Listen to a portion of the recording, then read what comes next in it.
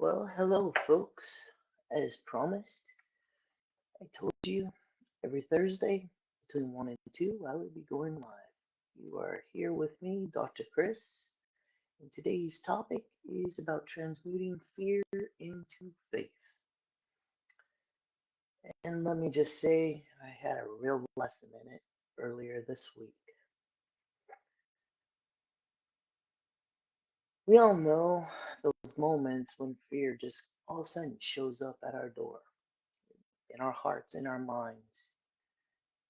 The tightening in our chest, the voice that whispers, what if it doesn't work? What if it fails? What if this goes wrong?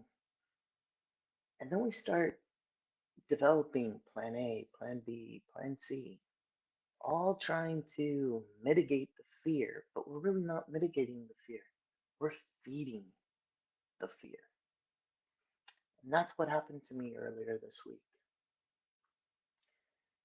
My son, which many of you know, is adopted from Russia, needed to have a passport. And unfortunately, um, we had to go back and forth with the State Department multiple times to make this happen. And in the end, we made a trip up to the passport agency and all ended well. He has his passport. He's actually going out on his very first tour, uh, celebrating as a light engineer for an up and coming band. You might want to check them out, the El Camino band.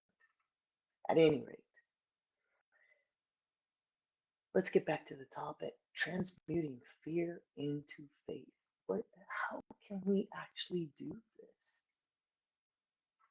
Well, it starts with first recognizing, hey, we, we're in fear mode and we're not in faith mode or trust mode. We're on flight or deer in the headlight mode.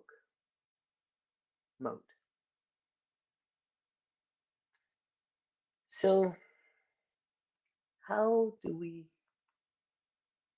start to change that mode?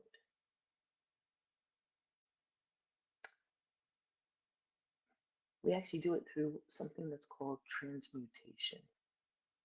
It's not running from fear, it's reclaiming the energy that it has taken from us.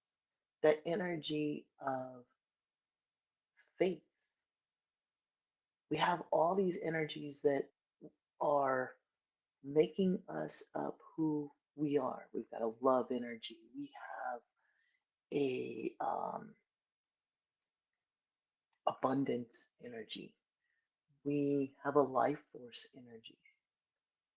And then we have these other energies, anxiety, fret, fear, that are also sometimes dormant, but sometimes very heightened within us. So, by recognizing which energy we're feeding, we now can start transmuting. It's the alchemy of turning resistance into power. We're resistant to the idea, hey, this is going to fail. Hey, it's the resistance of, oh my gosh, what's going to happen? To transmuting it to, oh yeah, watch me. I can do this. Or, oh yeah, so what if that happens? Ultimately, we reside within the divine, God, source, spirit. Pick your name that you want to call the ultimate being that we are all consistently made of. But once we recognize that when fear is knocking on our door, or fear is ever so present, and we take that step back and we say, hey, whoa, whoa, fear's not in control. God is in control. And because we are a part of God. We're in control. We can control our reactions, our response. Our response is instead of feeding the fear of, oh my gosh, what happens if this? Well, let me plan for plan A. Well, let me plan for plan B or plan C. When in the end, no, I got faith that God is going to work through any situation, albeit, yes, we got to do our parts, but in any situation to get us through it.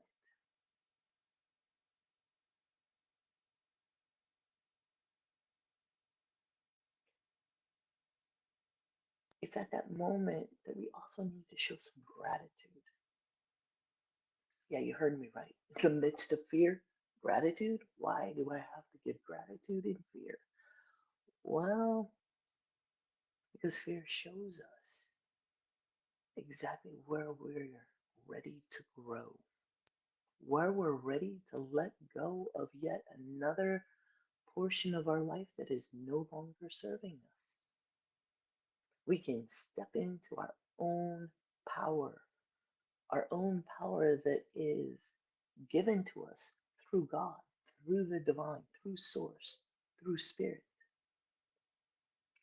Think about it.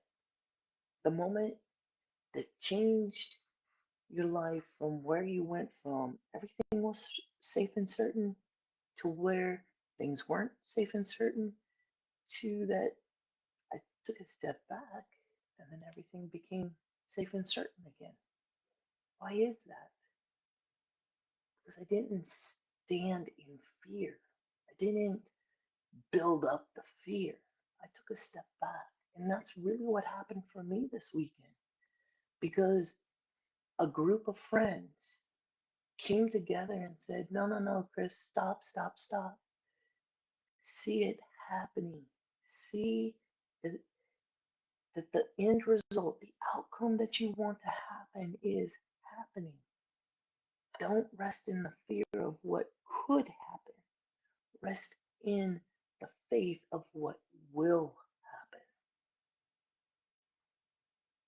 And that was how I could transmute my fear into trust and faith.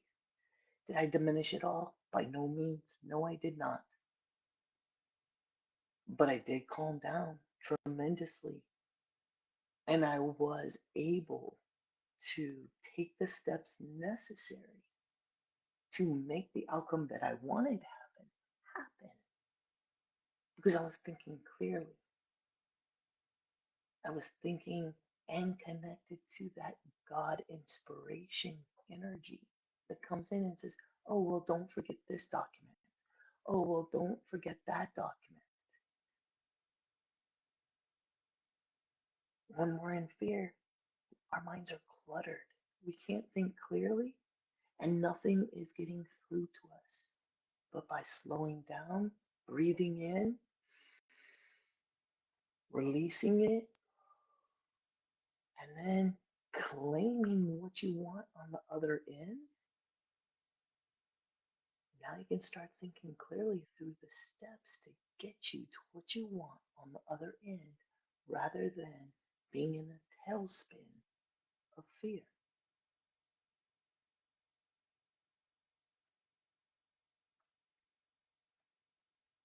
There are more steps that we can go through, but this is just a soundbite. This is just a little bit of an inkling of the art of the possible for you. If you want to know more, reach out to me. Schedule a one-on-one with me, and I will get you out of your fear state into your outcome state. Thank you.